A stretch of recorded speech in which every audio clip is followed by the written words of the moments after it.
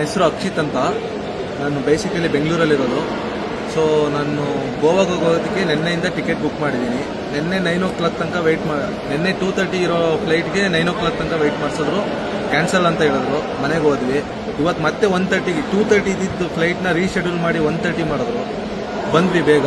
ಮತ್ತೆ 3 o'clock ಮಾಡಿದ್ರು. 3 o'clock ಹೇಳಿದ್ರು ಕ್ಯಾನ್ಸಲ್ ಅಂತ. ಇವಾಗ ಹೋಗೋಣ ಅಂತ ಹೋಗ್ತಿದ್ರೆ ಮತ್ತೆ ಇವಾಗ 5:30 ಫ್ಲೈಟ್ ಇದೆ ಅಂತ ಹೇಳ್ತಿದ್ದಾರೆ. ಇವಾಗ ನಮ್ಗೆ ಹೋಗಂಗೂ ಇಲ್ಲ ಬಿಡಂಗೂ ಇಲ್ಲ. ನಮ್ಮ ಮ್ಯಾನೇಜರ್ ಇದ್ದಾರೆ, ಯಾರಿಗೆ ಫೋನ್ ಮಾಡಬೇಕು ಅನ್ನೋದು ಗೊತ್ತಿಲ್ಲ. ಸರ್ ನಮ್ಮ ಕಂಪ್ನಿ ಪಾಲಿಸಿ ಇದು, ಊಟ ಕೊಟ್ಟಿಲ್ಲ ನಮಗೆ, ಇನ್ನೂ ನಾವು ಊಟ ಮಾಡಿಲ್ಲ, ನಮ್ಗೆ ಹೊರಗಡೆ ಬಿಡ್ತಿಲ್ಲ. ಸೊ ತುಂಬ ಪ್ರಾಬ್ಲಮ್ ಆಗ್ತಿದೆ ಸರ್. ಬೆಟರ್ ಇವರು ಈ ಏರ್ಲೈನ್ ಅವರು ಕ್ಲೋಸ್ ಮಾಡೋದು ಒಳ್ಳೇದು ಅಂತ ಹೇಳ್ತೀನಿ ಸರ್. ಡೆಲ್ಲಿಯಿಂದ ಬರಬೇಕಾದ್ರು ಹುಬ್ಳಿಗೆ ಬಂದು ಶಿವಮೊಗ್ಗ ಬಂದೆ, ಬೈ ರೋಡ್ ನಾನು ಬಂದೆ. ನೋವಾಗುತ್ತೆ. ನಮ್ಮ ಶಿವಮೊಗ್ಗದಲ್ಲೇ ಏರ್ಪೋರ್ಟ್ ಇಟ್ಕೊಂಡು ನಮಗೆ ನಾವು ಇನ್ನೊಂದು ಕಡೆ ಹೋಗಿ ಬರೋಂಥ ಸ್ಥಿತಿ ಬಂತಲ್ಲಪ್ಪ ಅಂತೇಳಿ ಯೋಚನೆ ಮಾಡ್ತಾಯಿದ್ದೀನಿ.